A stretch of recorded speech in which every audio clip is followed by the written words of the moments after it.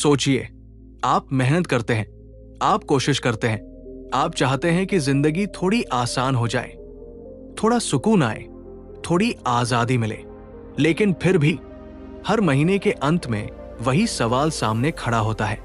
पैसा गया कहाँ? मैं इतना थक क्यों जाता हूं? फिर भी आगे क्यों नहीं बढ़ पाता?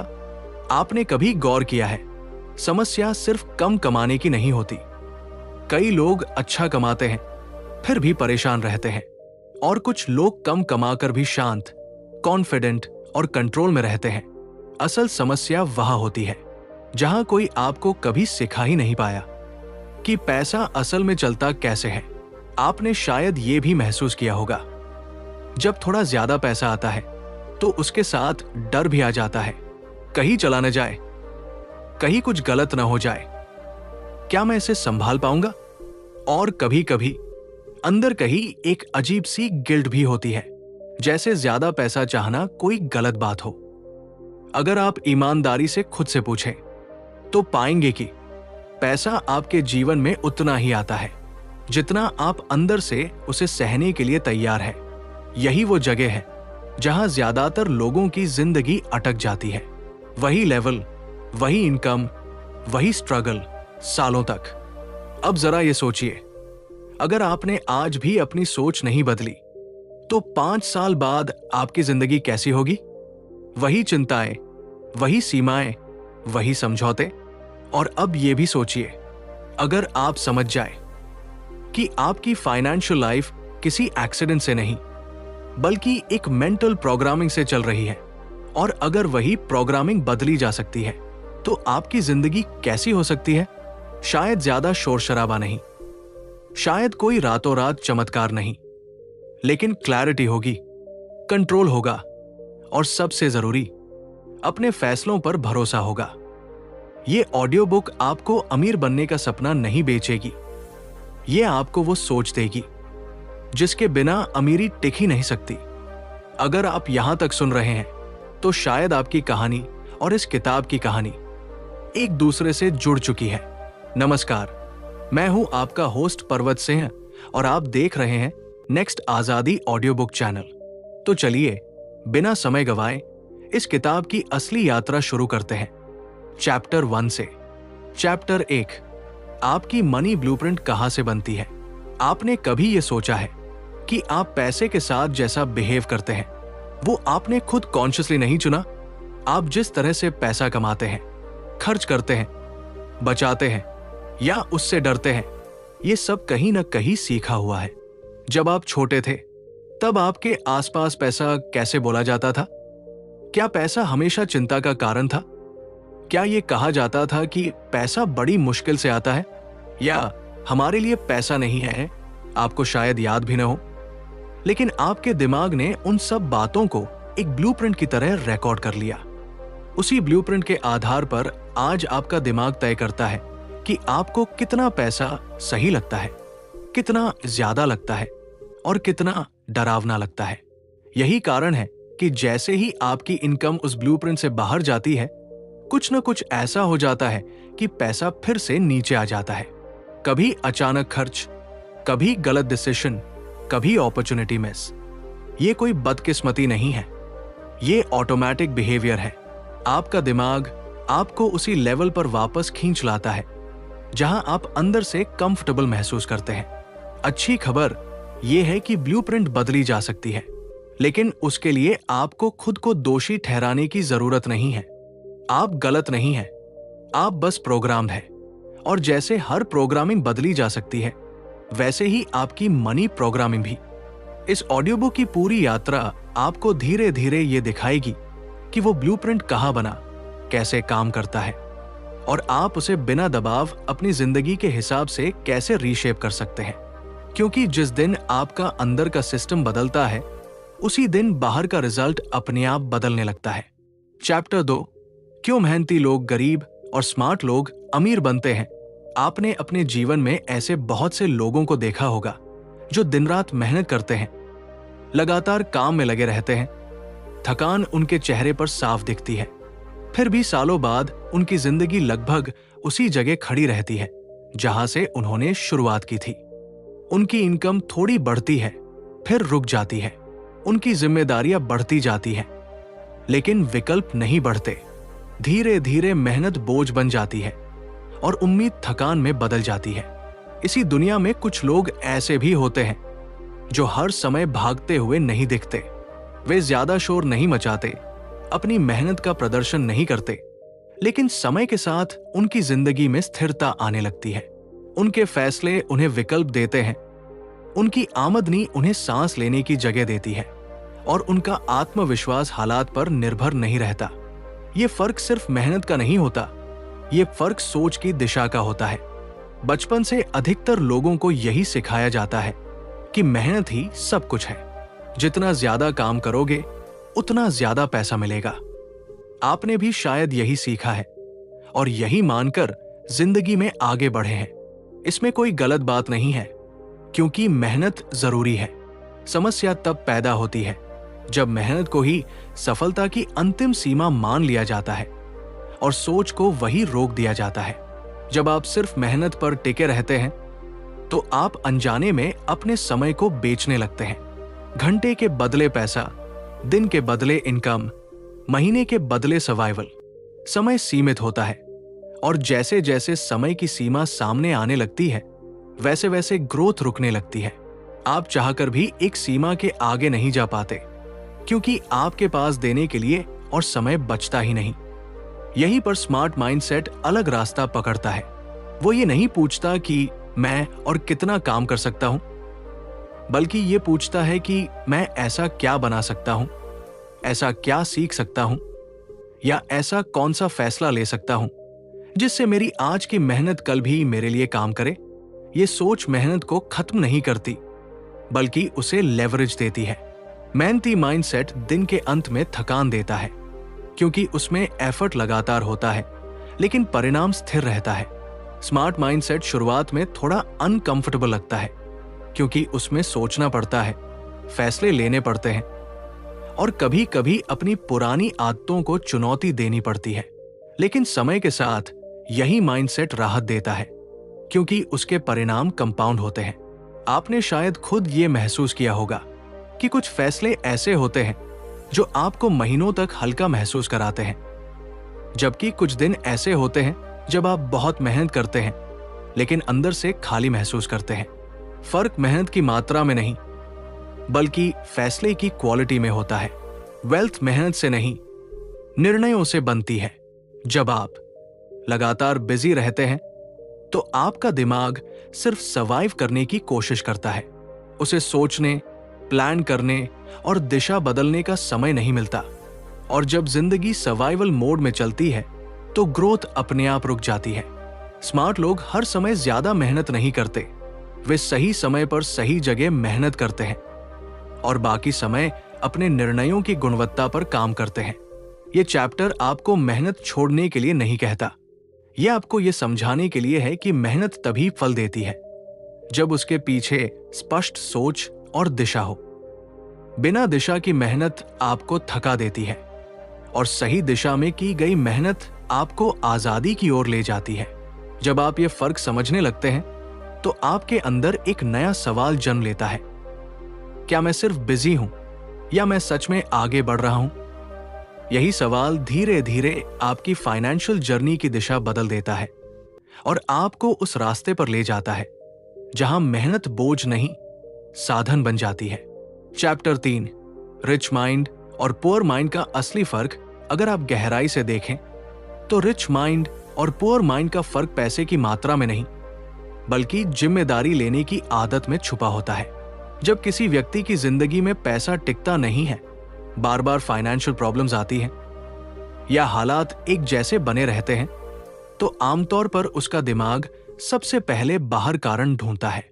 कभी सिस्टम गलत लगता है, कभी समय खराब लगता है, कभी लोग धोखा देने वाले लगते हैं और कभी किस्मत को दोष दिया जाता है।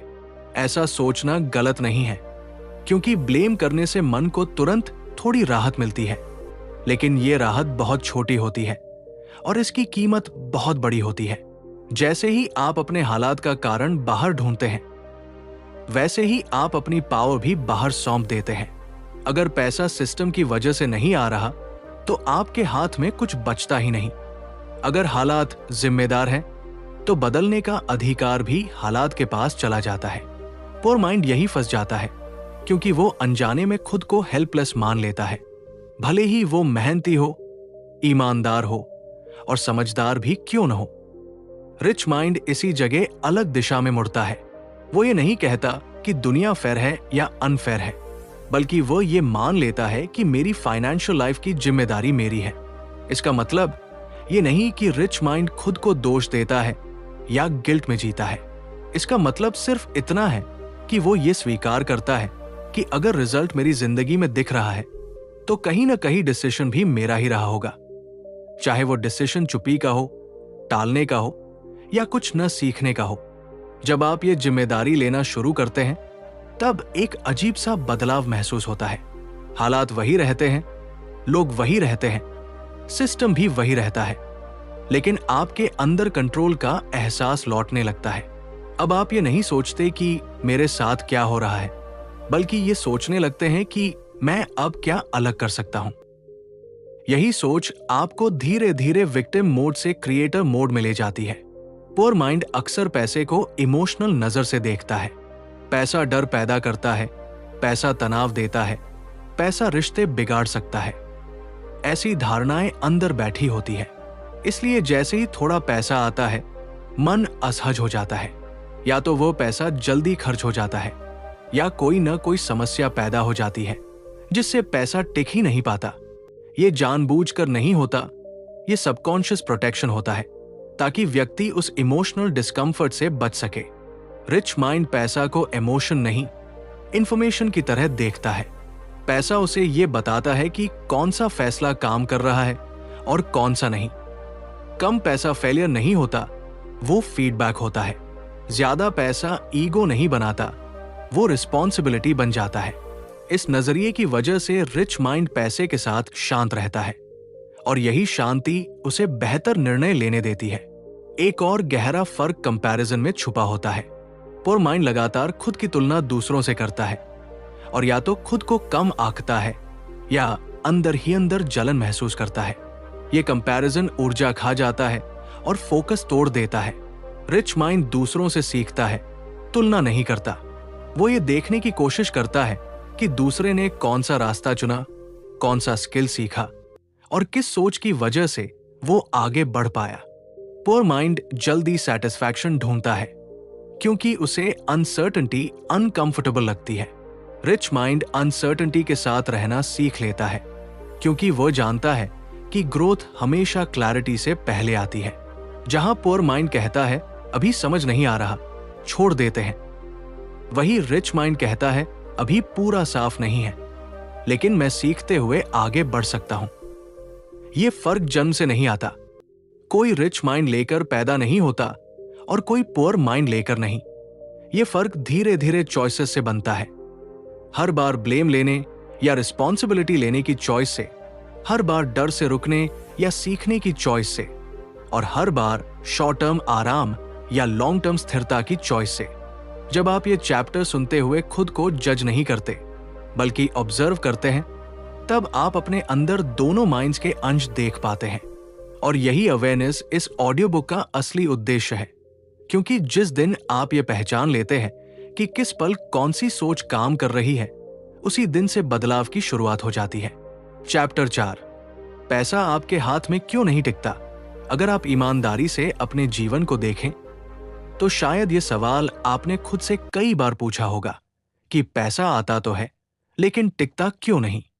कभी अचानक कोई खर्च आ जाता है, कभी कोई ऐसा फैसला हो जाता है जो बाद में गलत लगता है, और कभी सब कुछ ठीक चल रहा होता है फिर भी अंत में हाथ खाली सा महसूस होता है।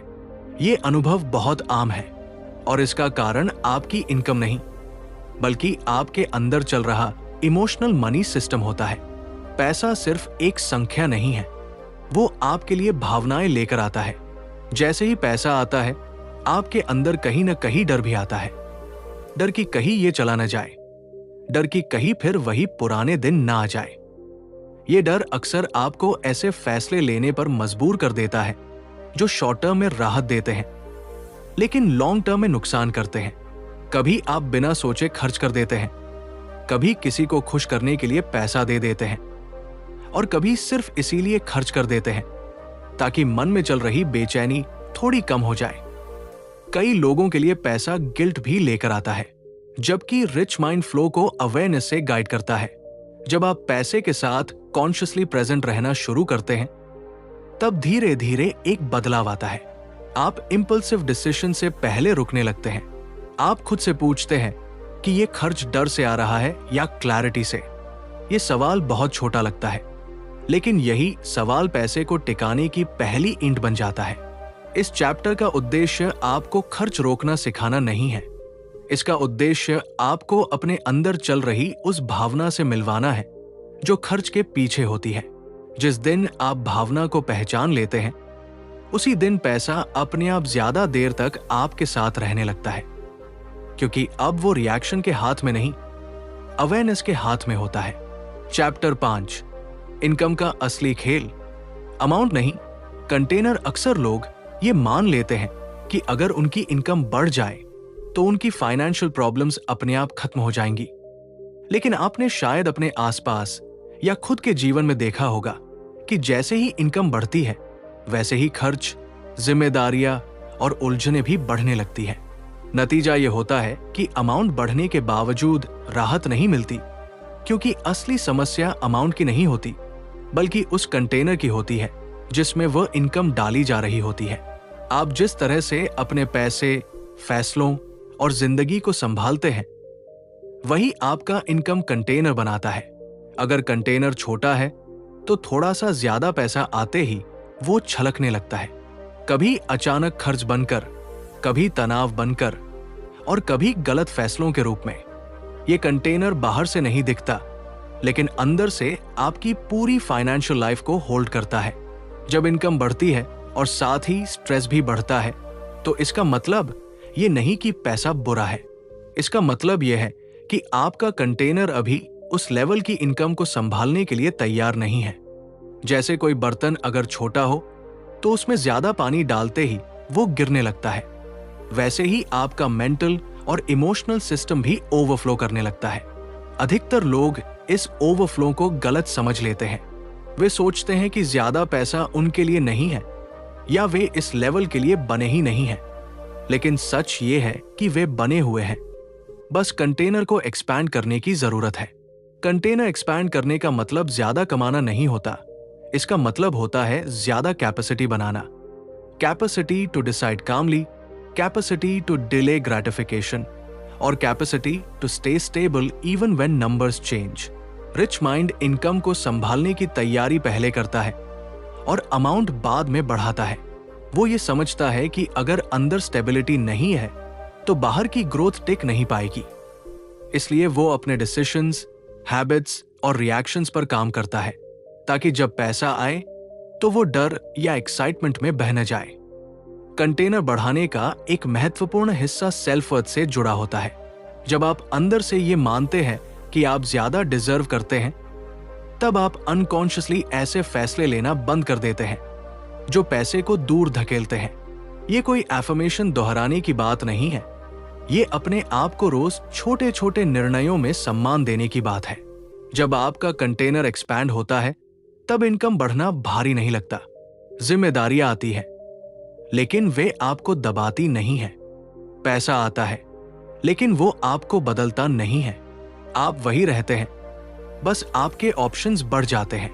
यही असली वेल्थ होती है, जहां पैसा आपकी जिंदगी को चलाता नहीं, बल्कि आपकी जिंदगी का समर्थन करता है। यह चैप्टर आपको यह सिखाने के लिए नहीं है कि आप कितना कमाएं, यह आपको यह दिखाने के लिए है कि आप कितना संभाल सकते हैं और उस क्षमता को धीरे धीरे कैसे बढ़ा सकते हैं। जैसे जैसे आपका कंटेनर एक्सपैंड होता है, वैसे वैसे आपकी इनकम भी स्वाभाविक रूप से उस लेवल तक पहुंचने लगती है जहां आप अंदर से स्टेबल रहते हैं। चैप्टर 6, अमीर लोग पैसा को लेकर क्या और कैसे सोचते हैं और आप कैसे। अक्सर फर्क इस बात में नहीं होता कि आपके पास कितना पैसा है, फर्क इस बात में होता है कि आप पैसा के बारे में सोचते कैसे हैं। दो लोग एक जैसी इनकम पर खड़े हो सकते हैं, लेकिन एक के लिए पैसा तनाव का कारण होता है और दूसरे के लिए एक साधारण टूल। यही सोच का फर्क धीरे धीरे जिंदगी के नतीजों को अलग दिशा में ले जाता है। जब अधिकतर लोग पैसे के बारे में सोचते हैं तो उनका ध्यान तुरंत कमी पर चला जाता है। कितना कम है, क्या नहीं हो पाएगा, और अगर ये चला गया तो क्या होगा। ये सोच डर से पैदा होती है। डर दिमाग को सिकोड़ देता है, और जब दिमाग सिकुड़ता है तो फैसले भी छोटे और सुरक्षित हो जाते हैं। ये फैसले शॉर्ट टर्म में आपको बचाते हैं, लेकिन लॉन्ग टर्म में आपको रोक देते हैं। अमीर सोच यहां अलग जगह से शुरू होती है। वो ये नहीं पूछती कि अगर ये चला गया तो क्या होगा, बल्कि ये पूछती है कि इससे क्या बनाया जा सकता है। पैसा उनके लिए गोल नहीं होता, बल्कि पॉसिबिलिटी होती है। वे पैसा को एक बीज की तरह देखते हैं।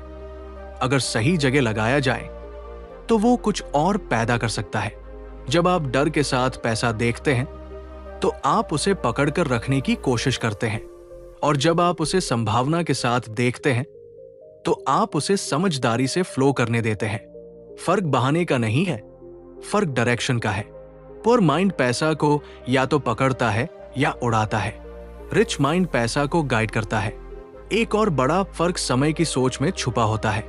पुअर माइंड पैसा को तुरंत रिलीफ देने वाली चीज की तरह देखता है। जैसे ही पैसा आता है, दिमाग चाहता है कि अभी आराम मिले, अभी खुशी मिले, अभी इनसिक्योरिटी कम हो। रिच माइंड पैसा को फ्यूचर स्टेबिलिटी से जोड़ता है। वो ये देखता है कि आज का फैसला आने वाले महीनों और सालों में क्या बनाएगा। आपने शायद महसूस किया होगा कि कुछ खर्च आपको पल भर की खुशी देते हैं और कुछ फैसले आपको लंबे समय तक हल्का महसूस कराते हैं। अमीर सोच उस हल्केपन को पहचान लेती है और उसी दिशा में बार बार जाती है। ये डिसिप्लिन से नहीं, अवेयरनेस से आता है। अमीर लोग पैसे को खुद की पहचान नहीं बनाते। वे ये नहीं मानते कि पैसा होने से वे ज्यादा अच्छे इंसान बन जाते हैं या कम होने से कम। पैसा उनके लिए फीडबैक होता है। अगर पैसा बढ़ रहा है तो इसका मतलब कुछ डिसीजंस काम कर रहे हैं। अगर पैसा घट रहा है तो इसका मतलब कुछ सीखने की जरूरत है। इस न्यूट्रलिटी की वजह से वे पैनिक में नहीं जाते और ईगो में भी नहीं बहते। एक सटल फर्क ये भी होता है कि रिच माइंड अपॉर्चुनिटी को पहचानने की प्रैक्टिस करता है। वो हर चीज को रिस्क नहीं मानता और हर रिस्क को अपॉर्चुनिटी भी नहीं मानता। वो ऑब्जर्व करता है, सीखता है और फिर कदम उठाता है। पुअर माइंड या तो सब कुछ अनसेफ मान लेता है या फिर बिना समझे कूद पड़ता है। दोनों ही एक्सट्रीम्स पैसा टिकने नहीं देते। जब आप पैसे के बारे में अपनी सोच को थोड़ा सा भी न्यूट्रल बनाना शुरू करते हैं, तब बदलाव दिखने लगता है। आप हर डिसीजन को लाइफ और डेथ नहीं मानते। आप ये स्वीकार कर लेते हैं कि कुछ फैसले गलत भी होंगे और वही गलत फैसले आपको अगली बार बेहतर बनाएंगे। यही एक्सेप्टेंस आपको इमोशनल रिएक्शन से बाहर निकालती है। इस चैप्टर का उद्देश्य आपको अमीरों जैसा सोचना सिखाना नहीं है। इसका उद्देश्य आपको ये दिखाना है कि शांत दिमाग पैसे के साथ बेहतर काम करता है। जैसे जैसे आप डर और एक्साइटमेंट के एक्सट्रीम से बाहर आते हैं, वैसे वैसे आपकी फाइनेंशियल लाइफ में क्लैरिटी आने लगती है और क्लैरिटी के साथ फ्लो अपने आप बन जाता है। चैप्टर 7, डर, गिल्ट और शेम, पैसे के साइलेंट किलर्स। अगर आप अपने पैसे से जुड़े फैसलों को ध्यान से देखें तो पाएंगे कि उनमें से ज्यादातर फैसले तर्क से नहीं बल्कि भावनाओं से लिए जाते हैं। ये भावनाएं बहुत तेज या साफ नहीं होती, बल्कि चुपचाप भीतर काम करती रहती है। डर, गिल्ट और शेम ऐसे ही साइलेंट किलर्स हैं जो बिना शोर किए आपकी फाइनेंशियल लाइफ को धीरे धीरे कमजोर करते रहते हैं। डर अक्सर सबसे पहले आता है। डर इस बात का कि कहीं पैसा चला न जाए। डर इस बात का कि कहीं भविष्य असुरक्षित न हो जाए। और कभी कभी डर इस बात का भी कि अगर ज्यादा पैसा आ गया तो जिंदगी बदल जाएगी। ये डर आपको सतर्क नहीं बल्कि सख्त बना देता है। आप या तो हर रिस्क से भागने लगते हैं या फिर इतनी सावधानी बरतते हैं कि कोई ग्रोथ हो ही नहीं पाती। डर आपको यह महसूस कराता है कि जो है उसे बचाना ही सबसे बड़ी जीत है, भले ही वही जो है आपको आगे बढ़ने से रोक रहा हो। गिल्ट थोड़ा अलग तरह से काम करता है। गिल्ट ये फुसफुसाता है कि ज्यादा चाहना गलत है, अपने लिए सोचना सेल्फिश है और दूसरों से आगे निकलना किसी को चोट पहुंचा सकता है। जब ये भावना सक्रिय होती है तो आप अनजाने में खुद को सीमित कर लेते हैं। आप अपॉर्चुनिटीज को पूरा अपनाने से रुक जाते हैं, खुद की वैल्यू कम आंकने लगते हैं और कभी कभी ऐसे फैसले ले लेते हैं जिनसे पैसा निकल जाए ताकि अंदर चल रही असहजता थोड़ी कम हो जाए। शेम सबसे गहरी भावना होती है क्योंकि ये आपकी पहचान से जुड़ जाती है। जब कोई बार बार स्ट्रगल करता है तो धीरे धीरे दिमाग ये मानने लगता है कि शायद मुझ में ही कोई कमी है। ये सोच आपको सवाल पूछने से रोक देती है, सीखने से रोक देती है और आगे बढ़ने से भी रोक देती है। शेम की वजह से लोग पैसे के बारे में खुलकर सोच भी नहीं पाते क्योंकि उन्हें डर लगता है कि कहीं उनकी असफलता उजागर न हो जाए। रिच माइंड इन भावनाओं को दबाता नहीं है और न ही उनसे लड़ता है। वो उन्हें पहचानता है। वो ये स्वीकार करता है कि डर, गिल्ट और शेम इंसानी अनुभव है, लेकिन वे डिसीजन मेकर नहीं होने चाहिए। जैसे ही आप इन भावनाओं को पहचान लेते हैं, उनकी पकड़ ढीली पड़ने लगती है क्योंकि अब वे अनदेखी नहीं रह जाती। जब आप पैसे से जुड़ा कोई फैसला लेने वाले हो और अंदर बेचैनी महसूस हो, तो वही पल सबसे महत्वपूर्ण होता है। उस पल आप खुद से ये पूछ सकते हैं कि ये बेचैनी डर से आ रही है, गिल्ट से आ रही है या पुराने शेम से। ये सवाल किसी जवाब के लिए नहीं होता, ये सिर्फ अवेयरनेस के लिए होता है और अवेयरनेस आते ही रिएक्शन की जगह चॉइस जम लेने लगती है। इस चैप्टर का उद्देश्य आपको फियरलेस बनाना नहीं है, इसका उद्देश्य आपको ऑनेस्ट बनाना है। जब आप अपनी भावनाओं के साथ ईमानदार होते हैं, तब पैसा आपके लिए दुश्मन नहीं रहता। वो बस एक टूल बन जाता है जिसे आप धीरे धीरे अपने टेम्पो में अपने मूल्यों के साथ इस्तेमाल करना सीखते हैं। जैसे जैसे डर कम होता है, फैसले साफ होने लगते हैं। जैसे जैसे गिल्ट ढीला पड़ता है, आप खुद को आगे बढ़ने की अनुमति देने लगते हैं और जैसे जैसे शेम डिसोल्व होता है, आप सीखने और बढ़ने के लिए खुल जाते हैं। यही अंदरूनी बदलाव आपकी फाइनेंशियल लाइफ को बाहर से बदलना शुरू करता है। चैप्टर 8, वेल्थ का बाहरी नहीं, अंदरूनी सिस्टम है। ज्यादातर लोग वेल्थ को बाहर से देखने की कोशिश करते हैं। वे इनकम, एसेट्स, लाइफस्टाइल और दिखने वाले परिणामों पर ध्यान देते हैं, लेकिन असली वेल्थ वहां नहीं बनती। असली वेल्थ उस सिस्टम में बनती है जो आपके अंदर चलता है। आप कैसे सोचते हैं, कैसे फैसले लेते हैं और हालात आने पर कैसे प्रतिक्रिया देते हैं। जब अंदर का सिस्टम कमजोर होता है तो बाहर की ग्रोथ टिक नहीं पाती। अंदरूनी सिस्टम का सबसे पहला हिस्सा होता है निर्णय लेने की आदत। जब आप हर फैसले को डर या एक्साइटमेंट के एक्सट्रीम से लेते हैं तो आपके निर्णय अनस्टेबल हो जाते हैं। कभी आप बहुत कॉशियस हो जाते हैं और कभी बहुत इंपल्सिव। रिच माइंड यहां बैलेंस बनाता है। वो जल्दीबाजी नहीं करता, लेकिन अनिश्चितता की वजह से रुकता भी नहीं है। वो डिसीजन को परफेक्ट नहीं, सफिशिएंटली क्लियर होने पर लेता है। वेल्थ का दूसरा अंदरूनी पिलर होता है डिसिप्लिन, लेकिन ये वो डिसिप्लिन नहीं है जो दबाव से आता है। ये वो डिसिप्लिन है जो क्लैरिटी से पैदा होता है। जब आपको पता होता है कि आप क्या चाहते हैं और क्यों चाहते हैं, तो सही आदतें अपने आप बनती है। आपको खुद को फोर्स नहीं करना पड़ता। वो माइंड डिसिप्लिन को पनिशमेंट की तरह देखता है, जबकि रिच माइंड डिसिप्लिन को फ्रीडम की तरह अनुभव करता है। अंदरूनी सिस्टम का एक और हिस्सा है इमोशनल रेगुलेशन। पैसा इमोशंस को एम्पलीफाई करता है। अगर अंदर केओस है तो पैसा उस केओस को और बड़ा कर देता है। अगर अंदर शांति है तो पैसा उस शांति को सपोर्ट करता है। इसलिए रिच माइंड पहले अपने रिएक्शंस पर काम करता है। वो सीखता है कि लॉस, डिले और अनसर्टेनिटी के साथ कैसे शांत रहना है, ताकि डिसीजंस इमोशन से नहीं, अवेयरनेस से निकले। वेल्थ सिस्टम का एक सटल लेकिन पावरफुल हिस्सा होता है सेल्फ ट्रस्ट। जब आप खुद पर भरोसा करना सीखते हैं, तब आपको हर कदम पर एक्सटर्नल वैलिडेशन की जरूरत नहीं पड़ती। आप दूसरों की राय सुनते हैं, लेकिन उनमें खो नहीं जाते।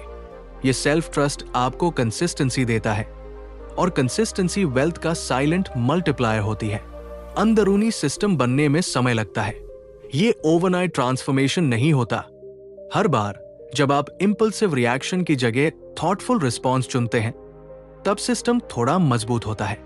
हर बार जब आप शॉर्ट टर्म रिलीफ की जगह लॉन्ग टर्म स्टेबिलिटी को चुनते हैं, तब सिस्टम एक्सपैंड होता है। और यही छोटे छोटे मोमेंट्स मिलकर एक ऐसा फाउंडेशन बनाते हैं जिस पर वेल्थ टिक सकती है। इस चैप्टर का उद्देश्य आपको बाहरी सिस्टम्स की नकल करना नहीं सिखाना है। इसका उद्देश्य आपको अपने अंदर के सिस्टम को पहचानना और धीरे धीरे अलाइन करना सिखाना है। जब अंदर का सिस्टम स्टेबल हो जाता है, तब बाहर की ग्रोथ को संभालना आसान हो जाता है और वेल्थ एक बर्डन नहीं, एक सपोर्ट बन जाती है। चैप्टर 9, रिच आइडेंटिटी कैसे बिल्ड होती है। ज्यादातर लोग ये मान लेते हैं कि पहले पैसा आएगा, तब सोच बदलेगी, लेकिन असलियत इसका उल्टा होती है। पहले आपकी पहचान बदलती है, फिर पैसा उस पहचान के अनुसार आपकी जिंदगी में जगह बनाता है। पहचान का मतलब यह नहीं है कि आप खुद को अमीर घोषित करने लगे, बल्कि ये कि आप अपने आप को किस तरह का डिसीजन मेकर मानते हैं और किस लेवल की जिंदगी को अपने लिए पॉसिबल समझते हैं। जब कोई व्यक्ति अंदर से खुद को सीमित मानता है, तो वो बाहर से चाहे जितना भी प्रयास कर ले, उसके फैसले उसी सीमित पहचान के दायरे में रहते हैं। वो छोटे रिस्क लेता है, जल्दी संतुष्ट हो जाता है और खुद को ज्यादा जिम्मेदारी देने से बचता है। ये सब जानबूझकर नहीं होता, ये उस आइडेंटिटी का परिणाम होता है जिसे उसने सालों में अपने अनुभवों से बना लिया होता है। रिच आइडेंटिटी धीरे धीरे बनती है, ये एक दिन में नहीं आती। हर बार जब आप डर के बावजूद सही फैसला लेते हैं, हर बार जब आप शॉर्ट टर्म कंफर्ट की जगह लॉन्ग टर्म स्टेबिलिटी चुनते हैं, और हर बार जब आप खुद को सीखने और ग्रो करने की अनुमति देते हैं, तब आपकी आइडेंटिटी थोड़ा सा शिफ्ट होती है। आप खुद को उस इंसान की तरह देखने लगते हैं जो हालात का शिकार नहीं, बल्कि हालात का क्रिएटर है। इस आइडेंटिटी का एक अहम हिस्सा सेल्फ रिस्पेक्ट से जुड़ा होता है। जब आप अपने समय, ऊर्जा और फैसलों का सम्मान करना शुरू करते हैं, तब आप ऐसे चॉइसेस लेना बंद कर देते हैं जो आपको अंदर से कमजोर बनाती है। ये सेल्फ रिस्पेक्ट आपको डिसिप्लिन सिखाता है, लेकिन दबाव के साथ नहीं। ये डिसिप्लिन आपको नेचुरल लगता है क्योंकि वो आपकी पहचान से मेल खाता है। रिच आइडेंटिटी ईगो नहीं बनाती। वो ये नहीं कहती कि आप दूसरों से बेहतर हैं। वो बस ये कहती है कि आप अपने जीवन की जिम्मेदारी लेने के लिए तैयार हैं। इस पहचान के साथ आप फेलियर से डरते नहीं हैं, क्योंकि फेलियर आपकी पहचान को तोड़ता नहीं, बल्कि उसे रिफाइन करता है। आप गलतियों को प्रूफ नहीं, फीडबैक मानते हैं। जैसे जैसे ये आइडेंटिटी मजबूत होती है, वैसे वैसे आपकी रिएक्शंस बदलने लगती है। आप हर सिचुएशन को थ्रेट की तरह नहीं देखते। आप प्रेशर में भी सोच पाते हैं और अनसर्टेनिटी में भी ग्राउंडेड रहते हैं। यही स्टेबिलिटी आपको ऐसे फैसले लेने देती है जो समय के साथ वेल्थ क्रिएट करते हैं। इस चैप्टर का उद्देश्य आपको कोई नई रोल प्ले आइडेंटिटी देना नहीं है। इसका उद्देश्य आपको यह दिखाना है कि आपकी मौजूदा पहचान कहाँ आपको रोक रही है और आप उसे छोटे छोटे शिफ्ट्स के साथ कैसे एक्सपैंड कर सकते हैं। जब पहचान एक्सपैंड होती है, तब इनकम अपने आप उस नई आइडेंटिटी के साथ अलाइन होने लगती है। ठीक है, अब फाइनल सुनरी से लिख रहा हूं पूरी ऑडियो बुक का synthesis, apply friendly life system, reset logic और एंडिंग CTA के साथ। यही ऑडियो बुक का समापन अध्याय है। चैप्टर 10, फाइनल समरी, आपकी मिलियनेयर माइंड लाइफ सिस्टम कैसे बन सकता है। अब तक आपने जो सुना है वो अलग अलग विचार नहीं थे, बल्कि एक ही यात्रा के अलग अलग पड़ाव थे। अगर आप पीछे मुड़कर देखें तो पाएंगे कि पूरी ऑडियो बुक ने बार बार एक ही बात की ओर इशारा किया है। आपकी फाइनेंशियल लाइफ बाहर से नहीं, अंदर से बनती है। पैसा आपकी सोच का परिणाम है, आपकी पहचान का प्रतिबिंब है और आपके डिसीजंस की एको है। जब तक अंदर का सिस्टम वही रहता है, बाहर के परिणाम बदलते नहीं हैं, चाहे आप कितनी भी मेहनत क्यों न कर ले। इस ऑडियो बुक का उद्देश्य आपको यह महसूस कराना नहीं था कि आपने अब तक कुछ गलत किया है।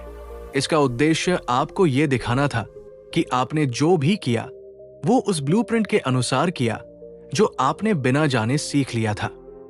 और सबसे सशक्त सच्चाई यही है कि जो सीखा गया है उसे बदला भी जा सकता है, बिना गिल्ट के, बिना प्रेशर के और बिना खुद को तोड़े। अब सवाल ये नहीं है कि आप कितना कमाते हैं, असली सवाल ये है कि आप कैसे सोचते हैं, कैसे रिएक्ट करते हैं और कैसे निर्णय लेते हैं, खासकर तब जब पैसे से जुड़ी इमोशंस एक्टिव होती है। यही वो जगह है जहां मिलियनेयर माइंड बनती है और यही वो जगह है जहां ज्यादातर लोग रुक जाते हैं। इस पूरी फिलॉसफी को अगर एक लाइफ सिस्टम में बदला जाए तो वो सिस्टम बहुत सिंपल दिखेगा, लेकिन प्रभाव बहुत गहरा होगा।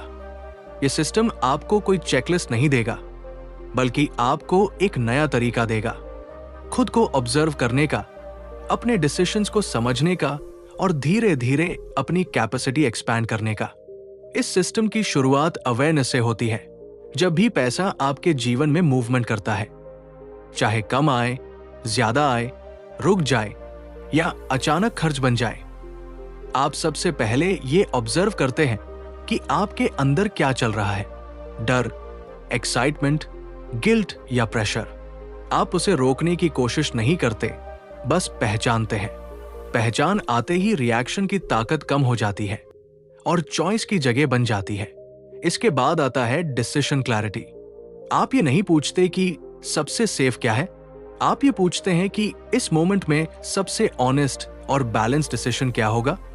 कभी कभी वो डिसीजन छोटा होता है, कभी वो डिसीजन डिले होता है और कभी वो डिसीजन साहस मांगता है। फर्क ये है कि अब डिसीजन डर से नहीं, अवेयरनेस से निकलता है। अब बात करते हैं प्रैक्टिकल अप्लाई की, लेकिन किसी भारी प्लान की तरह नहीं, बल्कि एक साथ 10 दिन के जेंटल रीसेट फ्लो की तरह, जिसे आप अपनी जिंदगी में आसानी से उतार सकते हैं। पहले कुछ दिन आप सिर्फ ऑब्जर्व करते हैं। आप अपने खर्च, अपने विचार और अपनी इमोशनल रिएक्शंस को देखते हैं, बिना उन्हें सही या गलत ठहराए। आप ये नोटिस करते हैं कि पैसा आते ही आपके अंदर क्या बदलता है और पैसा जाते ही क्या बदलता है। यही ऑब्जर्वेशन आपकी फाउंडेशन बनती है। अगले कुछ दिन आप पॉज करना सीखते हैं।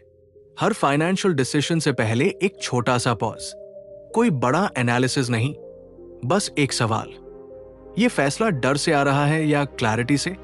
अगर जवाब साफ नहीं है तो भी कोई बात नहीं, सवाल पूछना ही सिस्टम को एक्टिवेट कर देता है। इसके बाद आप आइडेंटिटी पर ध्यान देते हैं।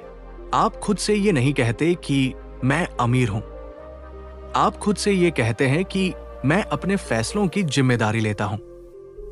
आप अपने समय, ऊर्जा और ध्यान का सम्मान करना शुरू करते हैं।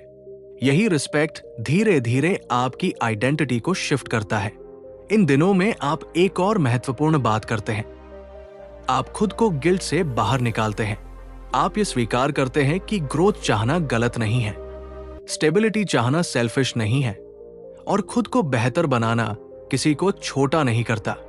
ये एक्सेप्टेंस आपके कंटेनर को एक्सपैंड करने लगती है। अब कॉमन मिस्टेक्स की बात करना जरूरी है ताकि आप उनसे डरे नहीं।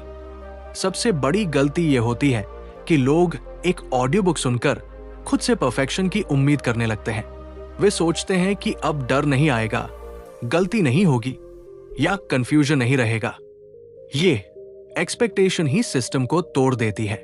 ग्रोथ लिनियर नहीं होती और मिलियनेयर माइंड भी एक प्रोसेस है, कोई स्विच नहीं। एक और आम गलती है कंपैरिजन। जैसे ही आप अपनी जर्नी को दूसरों से कंपेयर करते हैं, आप अपने सिस्टम से बाहर चले जाते हैं। ये ऑडियो बुक आपकी जर्नी के लिए है, किसी और की नहीं। हर बार कंपैरिजन आए, बस वापस अपने नेक्स्ट ऑनेस्ट डिसीजन पर लौट आइए। अगर कभी ऐसा लगे कि आप फिर से पुराने पैटर्न्स में लौट गए हैं, तो उसे फेलियर मत मानिए, उसे रीसेट मोमेंट मानिए। रीसेट का मतलब ये नहीं कि आप सब कुछ फिर से शुरू करते हैं। रीसेट का मतलब यह है कि आप खुद को ब्लेम किए बिना वापस अवेयरनेस में लौट आते हैं। यही मैच्योरिटी है और यही असली वेल्थ माइंडसेट है। अब जब ये ऑडियो बुक अपने अंत की ओर है, तो एक बात बहुत साफ होनी चाहिए। आपको मिलियनेयर बनने के लिए किसी और जैसा बनने की जरूरत नहीं है। आपको बस अपने अंदर चल रहे सिस्टम को समझकर उसे थोड़ा थोड़ा अलाइन करने की जरूरत है। जैसे जैसे सिस्टम अलाइन होता है, वैसे वैसे पैसा अपने आप उस अलाइनमेंट के अनुसार जगह बनाता है। ये जर्नी शोर नहीं मचाती, ये क्वाइटली आपकी जिंदगी को स्टेबल बनाती है। और जब स्टेबिलिटी आती है तब चॉइसेस बढ़ती है, डर कम होता है और कॉन्फिडेंस नेचुरल हो जाता है। यही मिलियनेयर माइंड का असली अर्थ है। ये चैप्टर 10 यही समाप्त होता है। इस पूरी ऑडियो बुक को सुनने के लिए आपका दिल से धन्यवाद। अगर इस यात्रा के दौरान आपके अंदर कोई थॉट, रियलाइजेशन या फीलिंग उभरी हो तो उसे कमेंट्स में जरूर साझा कीजिए, क्योंकि आपकी बात किसी और की जर्नी का पहला कदम बन सकती है। अगर आपको लगे कि ये ऑडियो बुक किसी ऐसे व्यक्ति के काम आ सकती है जो अभी क्लैरिटी ढूंढ रहा है, तो इसे शेयर करना एक सुंदर जेस्चर होगा। अगर आप ऐसी ही गहरी, शांत और लाइफ चेंजिंग ऑडियो बुक्स आगे भी सुनना चाहते हैं तो चैनल को सब्सक्राइब करें और बेल आइकन को ऑन रखें, ताकि अगली यात्रा में हम फिर मिल सके। और जब भी मन करे आप इस ऑडियो बुक को दोबारा सुन सकते हैं, क्योंकि हर बार सुनने पर कोई नया लेयर खुलता है। आपका समय और आपका ध्यान दोनों बहुत कीमती है। फिर मुलाकात होगी एक नई ऑडियो बुक के साथ।